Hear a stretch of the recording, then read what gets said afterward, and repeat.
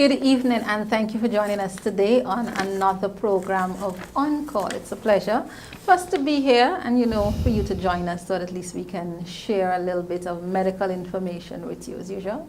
I'm Thalissa McClure. With me is Dr. Maxwell Adeyemi. Dr. Max?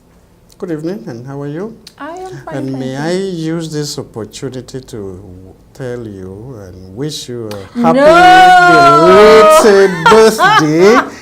I know, we couldn't make a recording during your birthday. You did the time off and stuff like that. So if I could mamaga you a little bit, happy belated birthday. And I know you're about 26 now and you're still growing, that's nice. You look very good for your age. I wish you all the best, and I know the husband took you to, I don't want to know if it's Magdalena or somewhere nice. You had a Dr. good Max, I'm not fun. very happy with you right now, Oh, so I don't even know if I should tell you thank you. Klima was supposed to bring your cake, but we'll deal with that later. Thank you, Dr. Max. Yeah? Thank we don't want to fatten much. you up, bring a cake for you, so we had to make a choice between a cake and a chocolate or something, Interesting. All right? Thank you very much. Yeah. And on today's program, folks, we're going to be speaking about diabetic foot care. I really don't know why Dr. Max had to go there. But today we're going to be speaking about diabetic foot care. And this is an area that Dr. Max is extremely familiar with. In fact, he brought a photo of a health thing that they're going to be having. Dr. Max, you're part of one of the groups, one of the organizations you're a part of. Yeah, the Rotary Club is going to be doing a diabetes foot care training actually on the 4th and 5th of April. All right, and it's going to be a very extensive training on management of foot care. And I have seen the photos, and it took my breath away, to put it mildly. Yes, it took my breath away. And I would not like to presume that anyone is comfortable with their feet looking the way some of these photos are looking. And so it's extremely important first, if you're not diabetic, to make sure that you maintain a lifestyle, because it's a lifestyle disease. So make sure that you don't get yourself in the place that you become diabetic. However, if you already are diabetic, then you need to take care of yourself. And especially as we're dealing with today, you need to take care of your feet. Dr. Max, why is it important, especially for diabetics, to take care of their feet? It's important because the feet is one of the major areas where complication could occur in diabetes. We know that diabetes affects practically every part of your body. However, the feet will bear the brunt of the problem once the complication gets to that area in terms of damages to the feet. Okay, because one of the things that happen in diabetes is that the nerves are damaged and the blood vessels are also damaged. Now, the farther away that part of the body is from the heart, the smaller the blood vessels get. So the feet possibly have the tiniest and the smallest, divisions of the blood vessels, the toes and the feet, and then, coming up, they get bigger as they approach to the heart. Therefore, when you have diabetes, those are the finest and the smallest part are the easily destroyed ones, and therefore they tend to get damaged pretty early. The same thing with the nerves, because once the blood vessels are damaged, obviously the nerves are not getting nutrients, they're not getting oxygen, they're not getting food, they too also will start dying off. And therefore you will have issues with sensation. When the nerves get damaged, you start losing feelings. And you don't feel, and because you don't feel, when you get damaged or injured, and then little puncture wound might even be from a nail or thumbtack or whatever it is, you don't feel. And therefore, the ability to perceive that you are injured is not there anymore. And that serves as a focus of infection because you don't know and you don't pay attention to it really. Therefore, you could get infection. And once you get infection, because the blood vessels are also damaged, there is poor blood supply, poor nutrition, and poor oxygen delivery. There is slow healing process. And because there's slow healing process, the ulcers will fester and they stay longer to heal and also be at risk of other different type of infection. And therefore, when this happens, the ulcer that is very small like this gradually become a big issue, and then you could have gangrene, and then you could have, other complication of those foot ulcers, which eventually may end up with infection of the bone called osteomyelitis, or cellulitis, which is infection of all the soft tissues around, and eventually amputation if care is not taken. That's a lot. Yeah. So from something as simple as a scratch.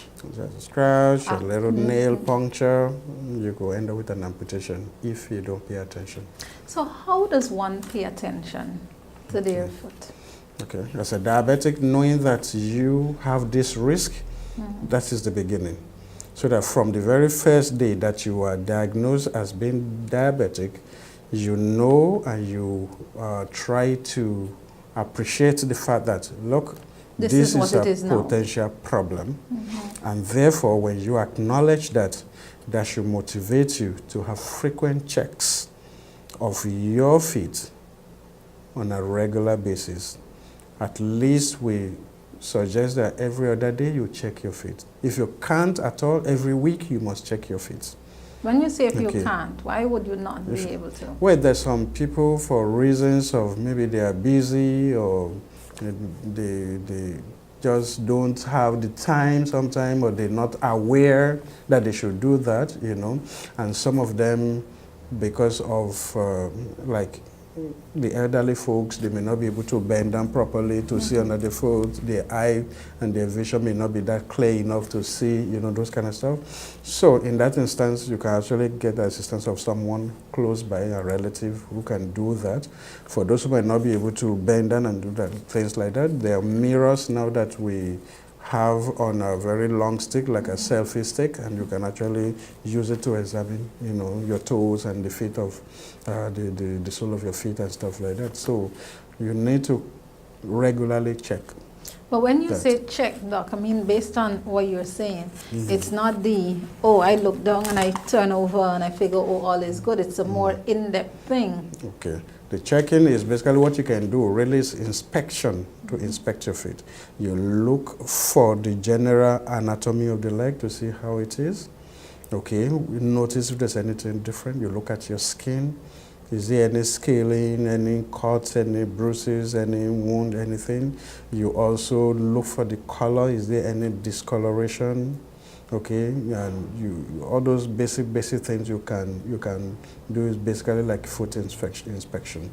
That you can do at home. The other thing is that if you have to visit the health facility, maybe the nurse or the doctor, they should be able to check your feet for you and do some more detailed evaluation or examination. Then we can check for sensations, we can check for circulation, we can check for any kind of ulcerations, on the crevices of the foot, so the medical person will be able to do more detailed, examination.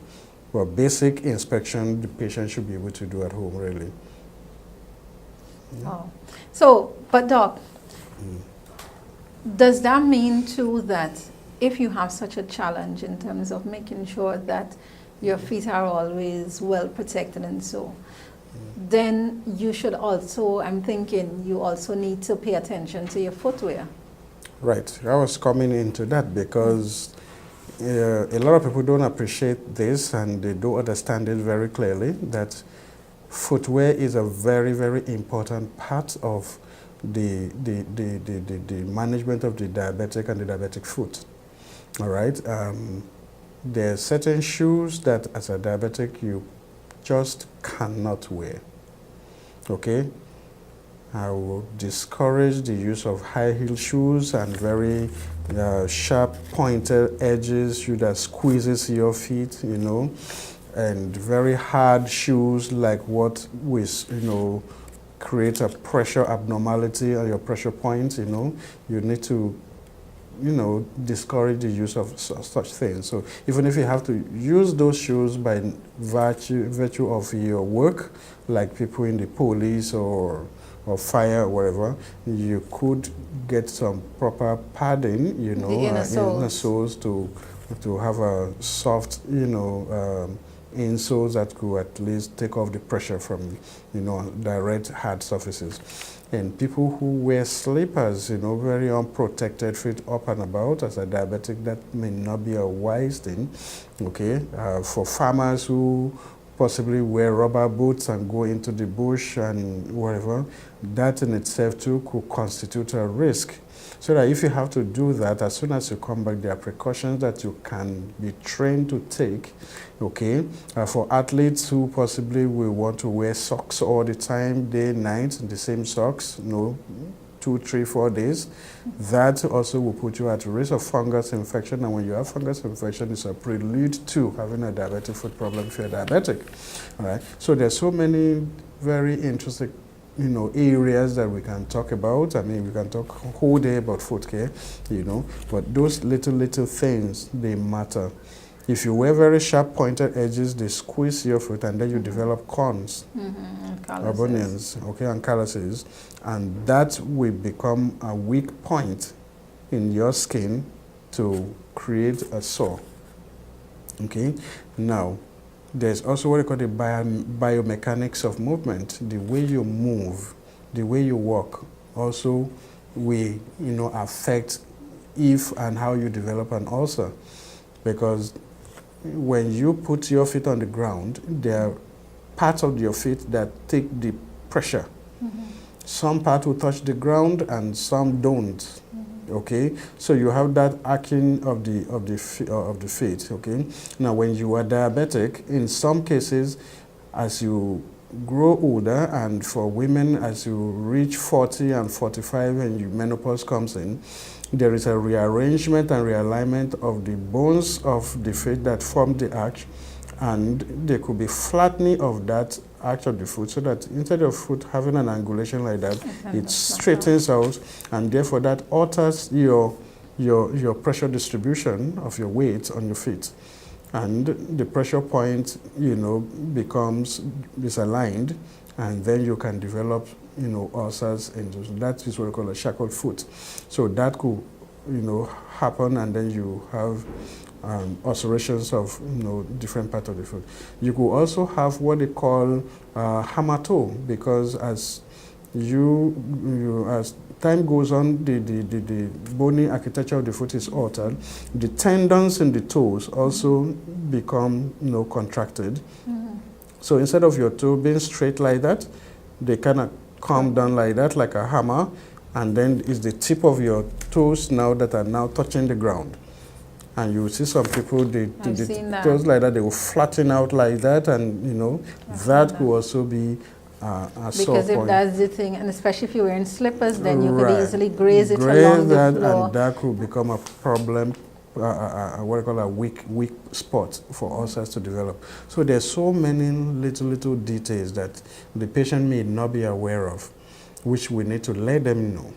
Okay, and the foot care training that we normally would do is to train the staff so that when they come in contact with this patient, they can educate them and let them know, okay, this and this is what will happen, this and this is what is going on, so that they can understand themselves, okay, and be able to take precautions on their own to avoid some of these problems. But what is the danger of wearing slippers? The dangers of wearing slippers is that because the slippers are not very, very protective of the foot, okay, you expose yourself to injuries, okay. For example, some people mine animals and they go into the bush with slippers. Some actually surprisingly go barefoot.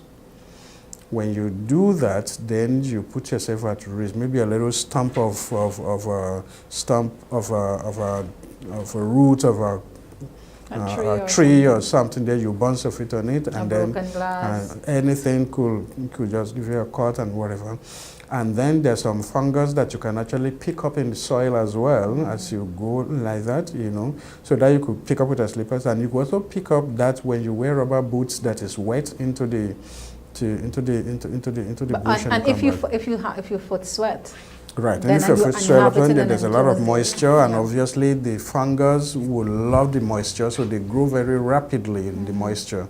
And the same thing with athletes who possibly will wear their sneaker and whatever, and the socks every day. Remember, some of them have lucky socks and stuff that they don't want to change because it helps them to win. But Doc, we're going for a quick break. You understand? And when we come back, it's not all doom and gloom. No. I mean, you can take restorative measures, you know, if you're a diabetic and maybe you have one of these foot conditions or ulcers as they're called.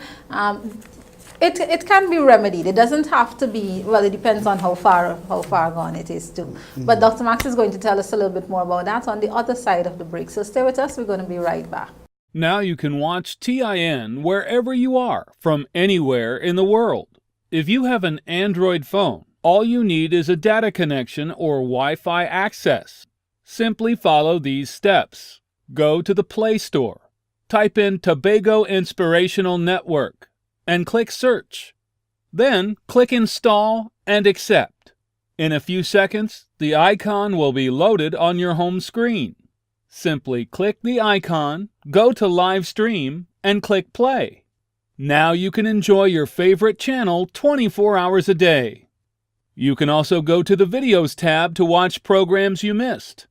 For more information, call 868-297-6602. The Tobago Inspirational Network. Realizing purpose, fulfilling destiny. The Lord should come now. If you should close your eyes and wake up in eternity, what are you going to say to God? Hi, I'm Minister Eloise Hines. Join me every Monday morning at 6 a.m. for the program Living by the Word on Tobago Inspirational Network. Realizing purpose, fulfilling destiny.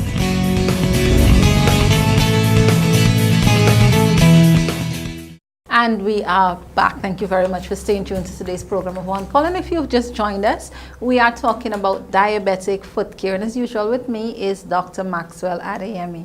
Before we went to a break, we were just speaking about, you know, the necessity of making sure that your feet are always protected. That is, if you are diabetic, and not taking things for granted because of, you know, what could happen to you and how you can develop ulcers just by maybe a little minor cut, scrape, if you're not taking the time to regularly check your feet. Right, Doc? Mm-hmm. Right. So, however, if somebody does have a cut, a scrape, they check and they realize, I didn't see this here before. Yeah. How can they go about treating that? How do they deal with it? Just to make sure that it doesn't become this big ulcer that now we have to go to look at maybe amputation because it turned gangrene and everything else. What we advocate, okay, I mean, when I say we, I mean at the level of the International Diabetic Federation, what they teach and stuff like that, and those of us that are involved in the foot care thing, is that first you need to make sure that you're inspecting your feet regularly. So you inspect, you look at the color, you look at the general anatomy of the foot, you look for any kind of cuts and bruises. So peradventure then that you feel something, and you realize, oh, I've got something here, or if you don't feel and you just in the process of inspecting, you notice there's a cut or a bruise or whatever. The first thing is that you've got to be aggressive. Okay, you don't take any chance, no matter how small it is. I normally will use the potato as a description of what happens with a foot ulcer. When you see a rotten potato, all you see on the outside is just the little black spot on the skin of the potato. But as you cut into the potato, then you'll be able to appreciate how deep that black spot will have gone. The same thing happens. So you may see a very small, opening or a little thing on the outside. you don't take chance to say, well, it's just a little thing. Because what will have happened then is that if germs have gone into in there, because the foot have a little, quite a lot of compartments and spaces in between the bones and the tendons or whatever, the infections will go in between and just spread. And then the next thing you will see is a swelling of your instep gradually, okay? And then the infection keeps just tracking up like that, all right? So as soon as you notice that little thing, you get very aggressive.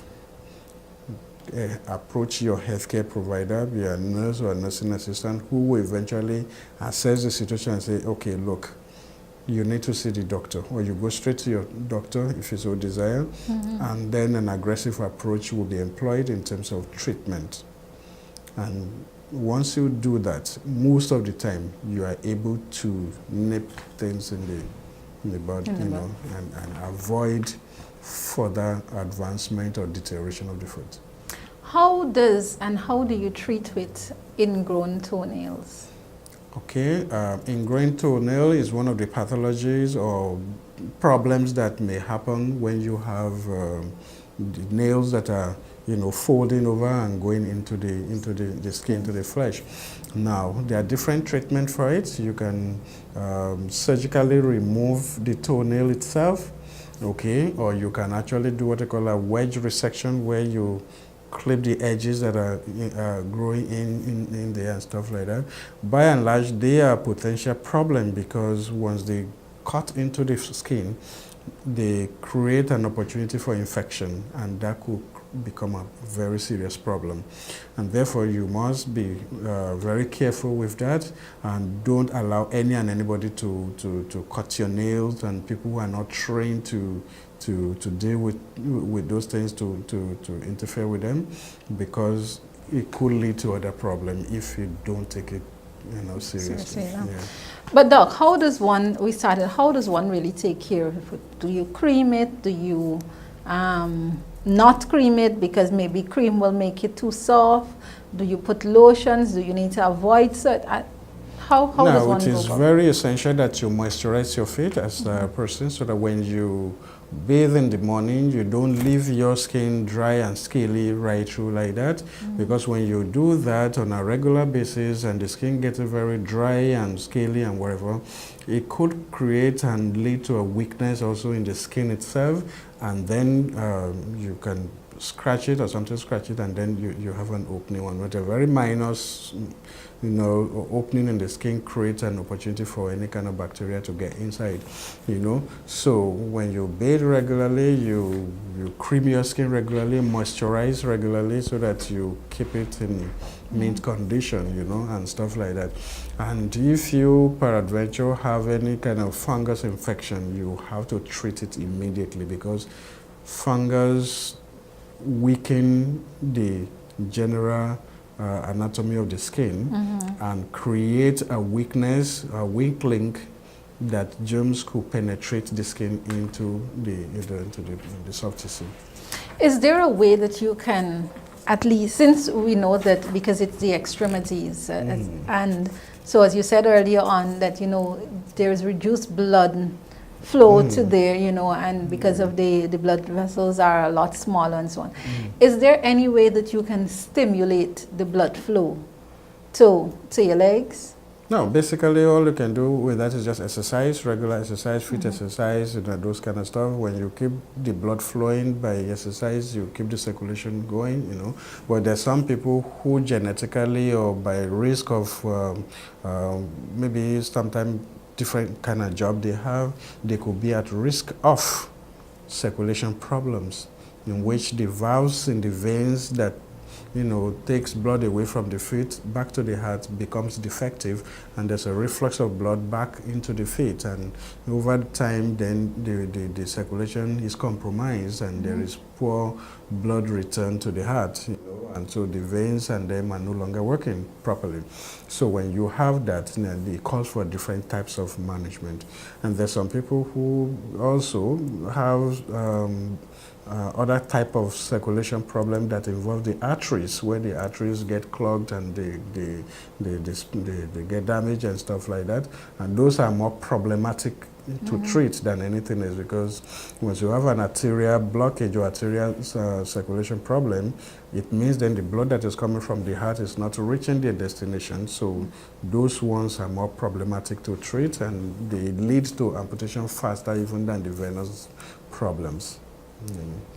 So what we've taken away from today is, if you are diabetic, you need to, especially if you do not want your legs to be amputated, you need to take care. You need to at least every other day. Every day is good, but if you can't do it every day, every other day, inspect your feet, right? From bottom to top, check between your toes, make sure that there is nothing there that should not be, nothing added or subtracted. True.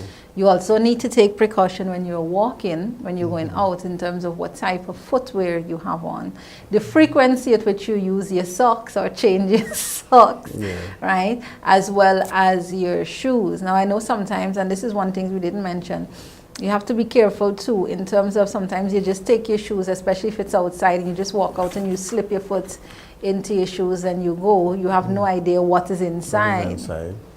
And it's also good to also make sure that when you wear your shoes and you sweat all day, you can expose them to some sunlight and put them maybe in your balcony or whatever, somewhere where they can get some sun and, you know, dry it out, because that discourages fungus growth really. And once you use your socks once, I think the ideal thing is to discard it and wash it before you use again. All right, so you could possibly have a socks for each day, preferably.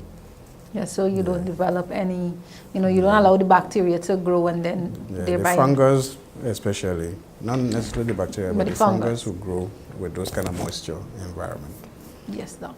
So, Dr. Max, is there any little note, any little thing that you want to add before we go as to caring for your feet as a diabetic?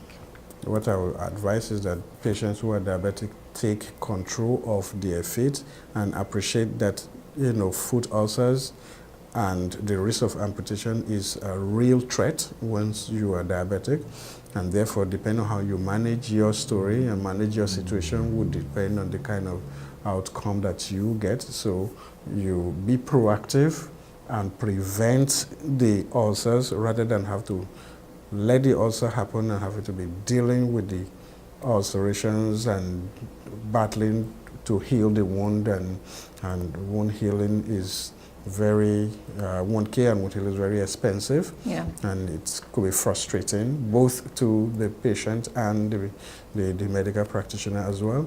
So prevention is usually a better approach in terms of diabetic foot ulcers. Thank you very much, Doc, and thank you for your time. Thank And you. viewers, thank you for staying tuned. As usual, feel free to call us, feel free to send us a message. You know, let us know how this program has impacted you. If there are any questions, queries, comments, concerns, feel free to email tobagoinspirational@gmail.com. And thank you for viewing today's program of One Call. See you next week, same place, same time. Have a good evening.